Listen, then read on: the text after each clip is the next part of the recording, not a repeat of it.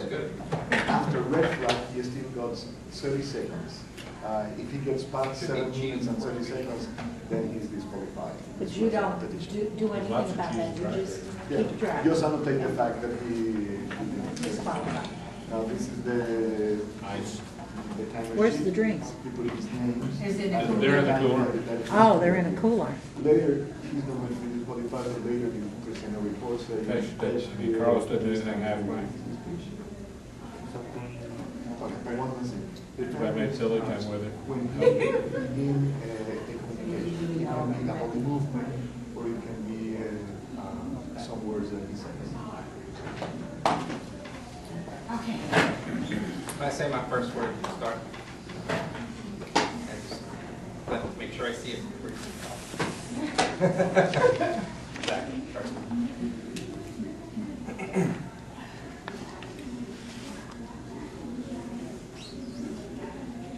Pluto is a pseudonym for Hades, lord of the underworld in ancient Greco-Roman mythology. Pluto is also the Canaan companion of a certain Mickey Mouse.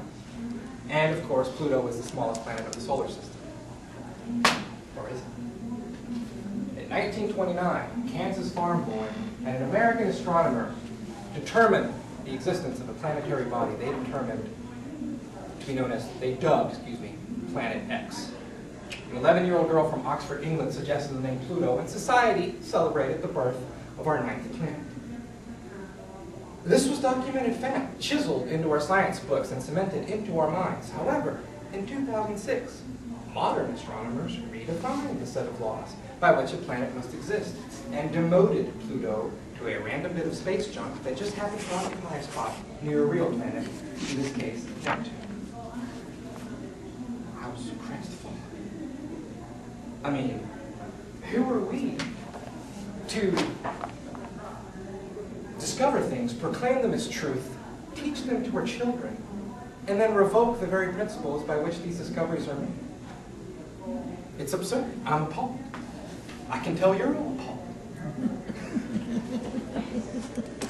Through my utter indignation and my fallibility, I have decided to refuse to believe in the rediscovery of Pluto. To me, it's still a planet, even if that makes me indignant.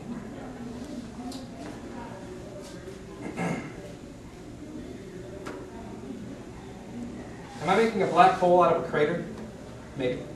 Am I making a bad pun? Absolutely. But if the Flat Earth Society can refuse 600 years of research and evidence that the Earth is shaped like a ball and continue to publish contradictions to this theory in internationally recognized periodicals and websites, then I can pretty much believe in whatever I want.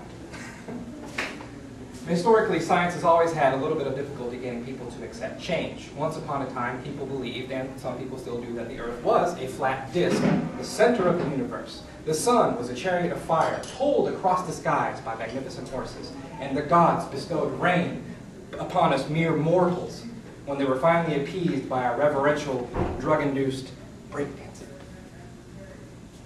Now we know that the Earth is a sphere that revolves around the sun as the result of colossal gravitational forces. And rain is the precipitous result of clouds grown heavy with the evaporated surfaces of lakes and oceans, much like a college bladder full of beer. Excuse me. Now, whether our facts come from religion or science or a little bit of both, it still requires the power of belief to make them real in the hearts and minds of people. You may recall a certain computer glitch known as Y2K. This was the electronic harbinger of the apocalypse, the doom of modern society. Credit debts were going to be erased. Computer records were going to intermingle or disappear entirely. And we were going to be short, as in every crisis, with milk, bread, and water. So we drove to the grocery stores and we bought milk, bread, and water. Some of us bought ammunition. Right? Of course, the millennium arrived without catastrophe, proving that the billions of dollars spent on research and prevention were just as useless as the countless stockpiles of munitions and municipal water. At least the moonshine was good that year. Science sometimes even has trouble agreeing with itself. 30 years ago, some scientists heralded the dawn of a new ice age.